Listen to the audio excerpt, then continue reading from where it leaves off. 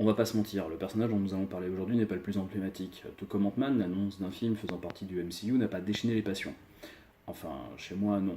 Chez vous, vous faites ce que vous voulez. Les raisons, une certaine rigidité et intransigeance, une conception de l'entêtement et du jusqu'au boutisme, une rigueur militaire, certes justifiée par son vécu, un ego surdimensionné, bref, pas un perso des plus fun pour le coup. Ces défenseurs, dont je ne fais pas vraiment partie, vous diront que c'est un personnage déterminé, qui va de l'avant, au mental indéfectible et une des icônes féministes des comics en général. Bref.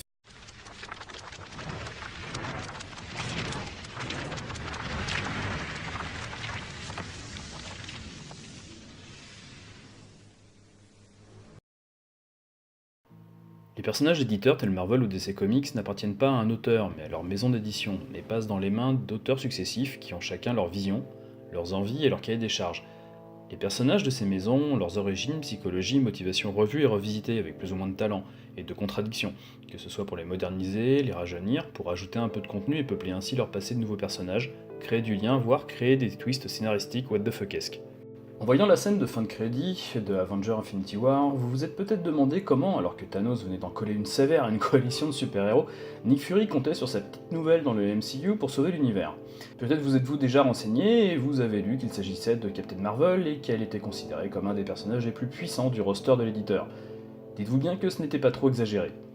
Alors, je sais que j'ai déjà fait la blague, mais nous parlons bien de Captain Marvel et non de Captain Marvel, le Captain Marvel, le Captain Marvel, etc., etc. D'ailleurs, je sais pas ce qu'ils ont avec les capitaines, car on dénombre une bonne quinzaine de personnages affublés de ce grade, et ce, sans compter les doublons dans les univers parallèles. Et si pour certains cela fait référence à leur grade, dans l'armée ou le grade qu'ils rêvaient d'atteindre avant d'obtenir leur pouvoir, pour d'autres, voilà quoi. Alors oui, il y a des hommages rendus à d'illustres captains, mais pour la plupart... Par contre, les autres grades militaires rencontrent un succès pour le moins discret, pour ne pas dire invisible, et je suis sympa, je vous ai pas mentionné les autres Marvel qui ne sont pas capitaines. Carol Danvers est donc colonel de l'armée de l'US Air Force. Oubliez les grades pour la vidéo, sérieusement. Pour faire rapide, une enfance marquée par un père n'arrivant pas à imaginer les femmes ailleurs que dans une cuisine, un frère tué en mission pour l'armée américaine, des petits boulots pour se payer des études et un départ définitif du foyer familial pour intégrer l'US Air Force. Suite à une mission au Moyen-Orient, elle intègre vite les services secrets où elle enchaîne les missions pour finalement arriver là où ça nous intéresse, chef de sécurité de la base de la NASA située à Cap Canaveral. Petite parenthèse pour signaler que les plus gros morceaux de ce passé d'agent secret ont été écrits bien après la création du personnage en 1968. En effet, ils ont été publiés vers l'année 2000. Comme quoi, le disclaimer du début de la vidéo, il est pas là pour rien. En tant que chef de la sécurité, elle est rapidement confrontée aux machinations d'une race alien infiltrant la NASA, les Kree. Ou les Kree, je sais pas. Dont vous avez pu voir certains représentants dans les Gardiens des Galaxies ou dans Marvel Agents of Shield. Race sympathique conquérant les mondes pour augmenter leur force armée, leur principal fait d'armes sur Terre étant d'avoir littéralement créé les Inhumains. Leur agent infiltré n'est autre que le capitaine Marvel, et là je vais bien faire attention à la prononciation pour que tout soit clair pour tous. Marvel, lui-même victime des machinations de son supérieur Kree, pour, principalement, une histoire de triangle amoureux. Hashtag NoZobInJob. Son statut de femme forte ne l'empêche pas de jouer plusieurs fois le rôle de kidnappée de service, et lors d'un d'entre eux, elle est projetée contre une machine modifiant le code génétique, tout en réalisant les envies de la victime. Son admiration pour Marvel et ses envies de voyages spatiaux feront d'elle une surhumaine, ce qu'elle mettra des mois à découvrir. Les incursions répétées des Kree dans la base de la NASA lui coûteront son poste et par dépit, elle écrira un livre sur son passé qui la propulsera sur le devant de la scène. Elle deviendra même rédactrice en chef pour un magazine créé par J. Jonah Jameson, oui, le supérieur de Peter Parker. Ses pouvoirs affecteront sa psyché au point de développer une double personnalité, Carol n'ayant aucune connaissance des agissements de son alter ego. Des rebondissements successifs la guériront mentalement, le dernier étant l'inhalation forcée d'une fleur Kree par Ronan l'accusateur. A cette époque, elle affrontera un vilain de seconde zone envoyé par Mystique, et là je vais vous demander toute votre attention car on attaque un moment crucial dans sa vie déjà bien remplie. Mystique est une ennemie des X-Men, bien que n'ayant aucun lien avec Magneto, au contraire de ce que les films peuvent laisser penser, elle monte une seconde version de la confrérie des mauvais mutants avec Malicia, sa fille adoptive, Destinée et d'autres. Destinée a un don de voyance, et lors d'un de ses flashs, elle voit que Marvel est un danger pour Malicia. Décidant d'agir par anticipation, elle envoie le Centurion combattre Carol, sans succès. Carol intégrera les Avengers après des aventures successives la mettant aux côtés de Doctor Strange ou de Spider-Man. Mystique ne lâchera pas l'affaire et s'en prendra à un de ses ex, le meurtre de celui-ci poussera bien évidemment Carol à la traquer. Mais un nouvel événement traumatisant marquera la vie de Carol Danvers. Elle tombera enceinte et accouchera après 48 heures de gestation. Putain, et je me disais que l'épisode sur câble était le plus compliqué. Les limbes, une dimension où le temps n'existe pas, dirigée par le seigneur Immortus. Son fils, Marcus, voulait renaître sur Terre. Il soumit Carol à des machines lui lavant le cerveau, la suivit grâce à elle, et la renvoya sur Terre. Alors, pour être clair, oui, c'est un viol. Carol, accouchée de Marcus, qui est donc son propre père, devint adulte en une journée et risqua de mourir de vieillesse en 2 jours. Il retourna dans les limbes, accompagné de Carol, toujours sous influence, mais le retour n'endigua pas la maladie temporelle, et Carol se retrouva seule dans les limbes. Elle réussit à revenir sur Terre, mais furieuse contre les Avengers, elle s'installa à San Francisco, abandonnant ses activités super-héroïques. Dad!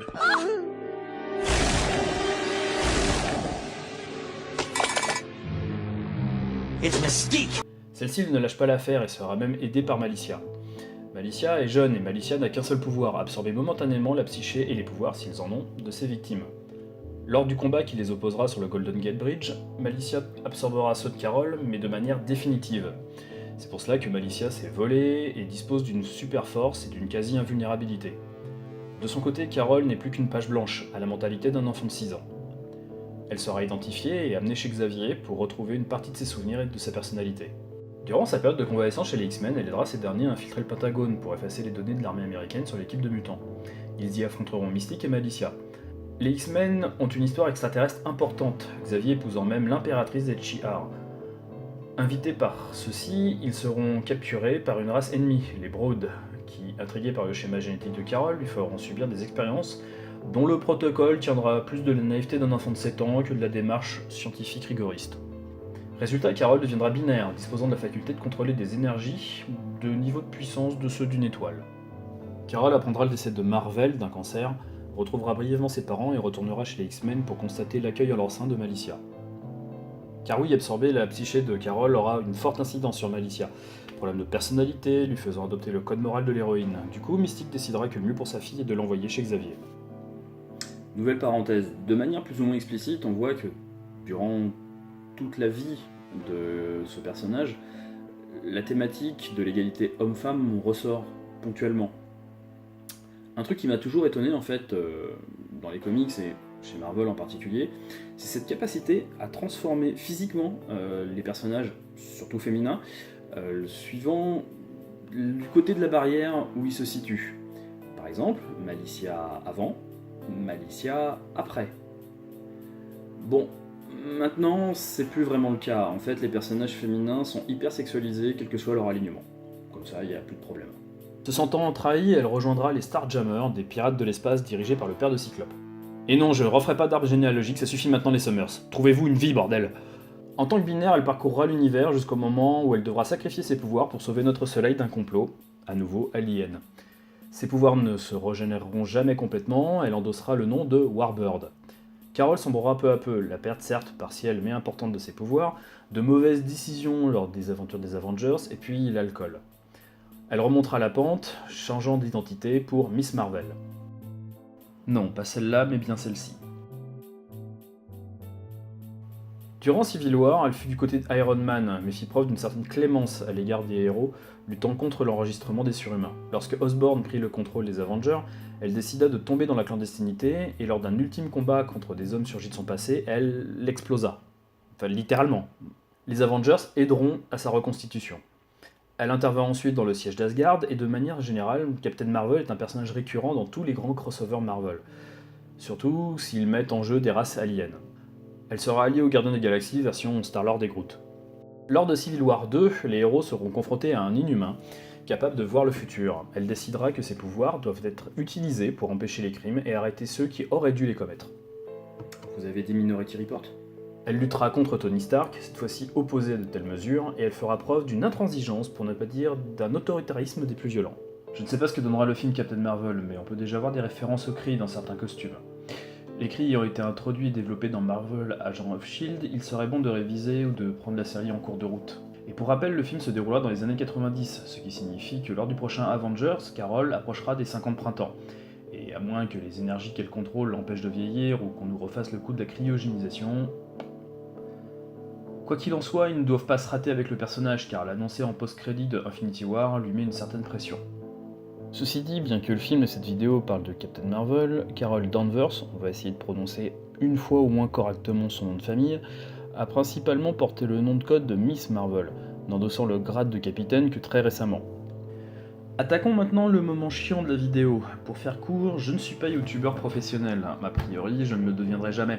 Mais faire ces vidéos me motive et m'amuse aussi un petit peu quand même, on va pas se mentir.